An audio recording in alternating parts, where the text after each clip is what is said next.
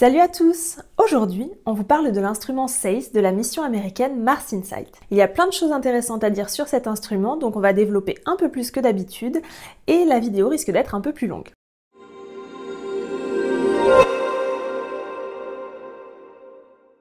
La mission Mars Insight a pour but d'étudier l'intérieur de Mars afin d'en connaître un peu plus sur les mécanismes de formation des planètes telluriques. Si vous n'avez pas encore visionné notre vidéo d'info générale sur la mission, je vous invite à cliquer en haut de l'écran pour la visionner avant de continuer. Mars Insight est une mission de la NASA qui appartient au programme Discovery. La sonde a été lancée de la base de Vandenberg en Californie le 5 mai 2018 et elle a atterri dans la plaine martienne Elysium le 26 novembre dernier. Les panneaux solaires ont pu être déployés, l'atterrissage s'est très bien passé et la sonde est en parfaite santé. À présent, on va étudier le terrain tout autour de l'atterrisseur et chercher un endroit où déposer SACE. Le déploiement du sismomètre devrait être fait fin décembre 2018. Le bouclier sera ensuite déposé le plus vite possible, c'est-à-dire début janvier. Après ça, la sonde thermique HP-Cube sera déployée et, si tout se passe bien, le travail de l'équipe de développement sera fini et ils passeront le relais à l'équipe d'opération du centre Sismog du CNES à Toulouse. Le but de Mars Insight, c'est d'étudier l'intérieur de Mars, et le meilleur outil pour ça, c'est la sismologie. L'intérieur d'une planète est organisé en compartiments, comme le noyau, le manteau et la croûte. Une onde sismique qui se propage est affectée par le milieu, donc analyser les perturbations de l'onde permet d'en apprendre un peu plus sur le milieu de propagation. La frontière entre deux compartiments est appelée une interface. Quand une onde sismique la traverse, une partie de l'onde rebondit. La proportion d'ondes qui traverse et qui rebondit permet d'en apprendre encore plus sur l'intérieur de la planète. Aujourd'hui, sur Terre, les avancées réalisées en géophysique sont telles que l'on peut réaliser des images de l'intérieur de la Terre en analysant la forme des ondes sismiques qui la traversent. Au final, c'est un peu comme des échographies. Le sismomètre SACE peut mesurer des amplitudes de la taille d'un atome. Mais pourquoi a-t-on besoin d'être aussi précis ? La première raison, c'est que plus une onde sismique parcourt de distance, plus son amplitude s'atténue. Du coup, plus un sismomètre est précis, plus il pourra enregistrer de rebonds, et donc plus on aura de données sur l'intérieur de Mars. La deuxième raison est également assez simple. Pour cartographier l'intérieur de Mars à l'aide des ondes sismiques, il faut pouvoir cartographier leur trajectoire. Ça se fait généralement à l'aide de réseaux de sismomètres espacés de plusieurs centaines de kilomètres et à l'aide de la technique dite de la triangulation. On mesure le retard de l'onde à chacun des sismomètres et on peut en déduire l'origine du séisme et le chemin traversé. Vous l'aurez compris, poser plus d'un sismomètre sur Mars, c'est absolument hors de question pour des raisons de coût. La parade à ça, c'est de poser un seul sismomètre tellement précis qu'il pourra détecter les ondes une première fois quand elles passeront, mais également une deuxième et troisième fois au fur et à mesure qu'elles feront le tour de Mars en rebondissant partout. Développer un instrument aussi précis demande de très longs programmes de recherche et beaucoup d'argent. La NASA a donc demandé au CNES de participer à la mission avec son sismomètre plutôt que d'en développer un nouveau, car le CNES a une longue histoire d'expertise en sismomètre.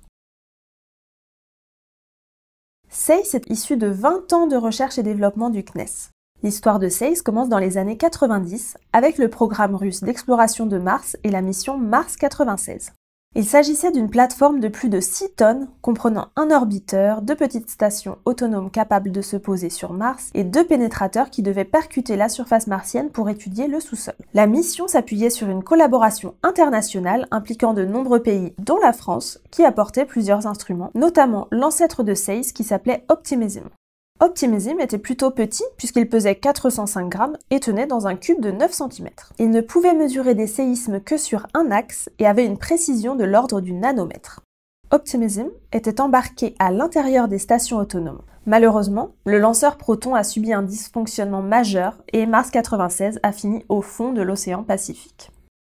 Le deuxième projet qui embarqua l'ancêtre de SACE fut Netlander, qui fut développé à la fin des années 90. L'idée, c'était de déployer sur Mars un réseau de 4 petites stations identiques, équipées chacune d'instruments de mesure, dont 2 sismomètres. L'objectif de la mission était de déterminer la structure interne de Mars. Donc, les 3 premiers modules devaient être déployés en triangle à 1000 km les uns des autres, et le dernier devait être placé aux antipodes. Les atterrisseurs étaient chacun équipés d'un sismomètre longue période baptisé Séisme, qui est l'ancêtre de SACE. Netlander était également une mission de retour d'échantillons à partir de 2 atterrisseurs, chacun étant équipé d'un rover et d'un véhicule de remontée. La perte successive de Mars Climate Orbiter et de l'atterrisseur Mars Polar Lander mirent fin au support du projet par la NASA et celui-ci fut abandonné. Parlons maintenant du fonctionnement de SEIS. Tout sismomètre est composé d'une partie mobile et d'une partie fixe. Lorsque le sol bouge, les vibrations sont transmises à la partie mobile par le ressort. La partie mobile inscrit son mouvement sur un sismographe. Celui-ci enregistre généralement des vibrations dans une seule dimension à la fois, et il faut donc 3 sismomètres pour avoir les dimensions X, Y et Z. SEIS est équipé de 3 pendules VBB qui utilisent le principe du pendule inversé pour accroître leur précision. Si on compare ces pendules à un sismomètre classique, on retrouve les mêmes composants. Tout d'abord une partie fixe, ici avec une ossature en titane, et une partie mobile, à la manière d'un rocking chair, et un ressort qui relie les deux. Une des parties très importantes, c'est le ressort. C'est une longue lame de métal qui relie la partie fixe à la partie mobile. Grâce à sa force de rappel, il maintient l'équilibre du pendule avec la gravité. Il permet de ramener la masse mobile à sa position de départ après chaque vibration et d'empêcher que cette dernière ne bascule de manière irréversible d'un côté ou de l'autre de son axe de rotation. Il a été fabriqué dans un matériau particulier appelé le thermelast, qui a une propriété très intéressante pour notre cas d'application. Il stocke l'énergie thermique sous forme magnétique sans se déformer. Un ressort classique se dilaterait et se rétracterait sous l'effet des variations de température, mais ça ne sera pas le cas avec ce matériau. La deuxième partie importante pour la mise en articulation, c'est le pivot, qu'on peut voir ici. Le pivot est un mécanisme complexe et fragile qui doit permettre le mouvement sans opposer de résistance. À ce niveau de précision, chaque ressort et chaque pivot a des propriétés uniques et des tests ont été réalisés pour trouver les meilleurs couples de pivots et de ressorts.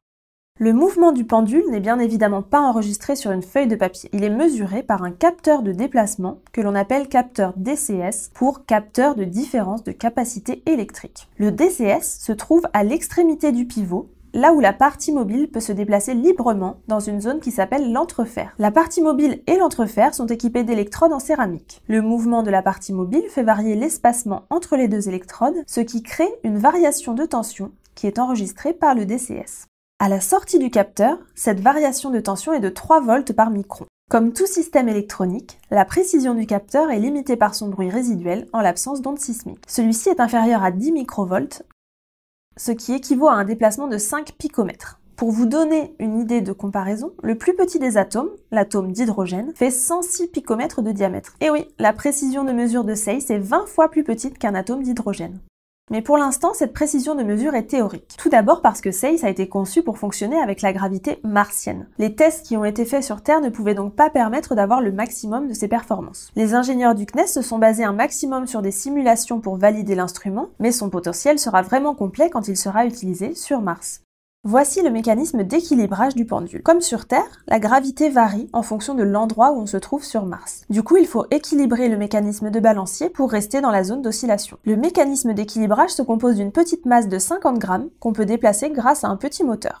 Le deuxième mécanisme de compensation est le mécanisme de compensation thermique que vous voyez ici. On estime que les variations de température à l'intérieur de la sphère seront de plus ou moins 10 degrés. Ces variations devront être contrebalancées. Ce mécanisme a été conçu pour se déplier sous l'effet des variations de température, déplaçant ainsi le centre de gravité de la partie fixe. Ce mécanisme peut être calibré en faisant tourner le TCDM à l'aide de moteurs. D'autre part, le fonctionnement de SEIS sera limité par les perturbations extérieures.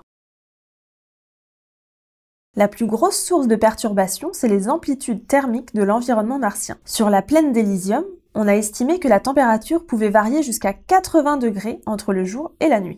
Pour s'isoler de l'environnement martien, l'instrument est donc placé dans une sphère en titane où on a fait le vide. La sphère est placée dans une autre enceinte de protection thermique de forme hexagonale que l'on appelle le RWEB et que vous pouvez voir ici. Elle est composée d'alvéoles qui ont été conçus pour utiliser l'air martien, riche en CO2, comme isolant thermique. Petite anecdote, il y a un cadran solaire au-dessus du RWEB. Celui-ci ne sera pas utilisé pour mesurer l'heure, mais pour mesurer l'orientation du sismomètre par rapport au nord martien. En effet, le champ magnétique martien étant très faible, on ne peut pas utiliser de boussole de manière efficace sur Mars. Le cadran solaire sera très vite recouvert par le bouclier thermique WTS. Sur Terre, les sismomètres doivent être placés dans des environnements très calmes, comme des caves souterraines ou des mines abandonnées, pour éliminer les perturbations liées à l'activité atmosphérique telle que le vent. Les 2 premières couches de protection ne peuvent pas combattre ces vibrations car elles sont en contact direct avec l'instrument. Les ingénieurs ont donc imaginé une cloche appelée dispositif de protection éolien et thermique. La partie dorée est une jupe thermique extensible qui tombera sur le sol sous l'effet de la gravité. Le pourtour inférieur de la jupe est fait en côte de maille, ce qui permettra à la jupe de recouvrir les éventuels cailloux en épousant leur surface et en créant une enceinte intérieure étanche.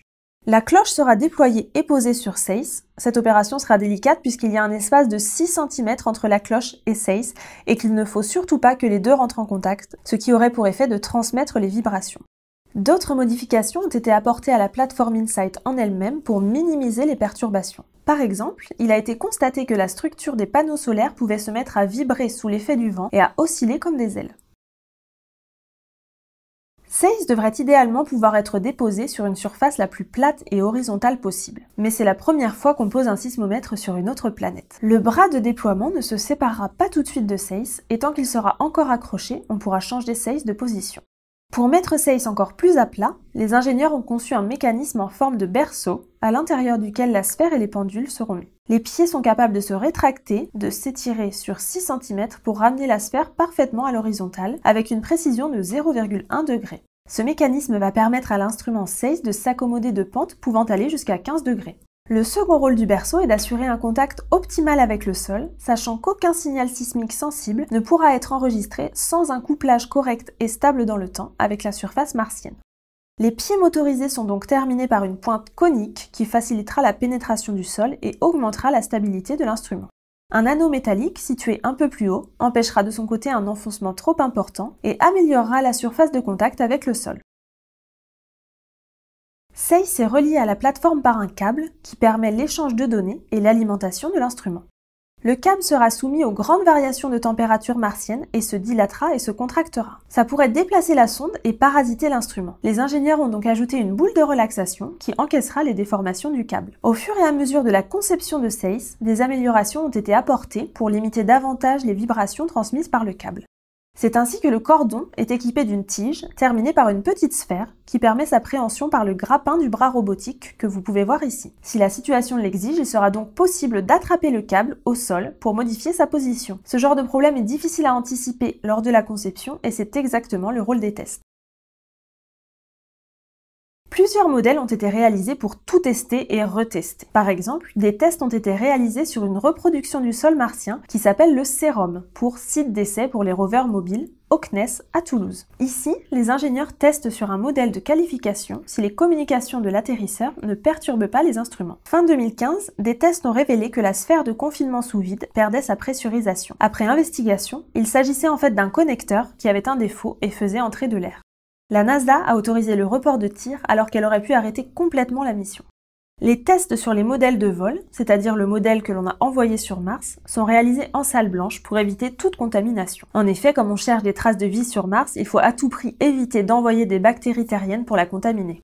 Les vaisseaux qui sont envoyés sur Mars passent donc un processus de nettoyage approfondi. Il y a un bureau entier de la NASA qui s'occupe de ça et qui s'appelle le Bureau de protection planétaire. Sauf que son rôle est inverse à ce qu'on voit dans les films hollywoodiens puisque c'est pour protéger les autres planètes de la Terre. Quand le modèle de vol aura atterri, les modèles de qualification donneront un élément de comparaison, mais pourront aussi aider les ingénieurs à trouver une solution en cas de problème. Il y a en tout 3 modèles de SACE, un envoyé sur Mars, un qui restera au CNES et un qui sera à la NASA sur la réplique à taille identique de l'atterrisseur InSight.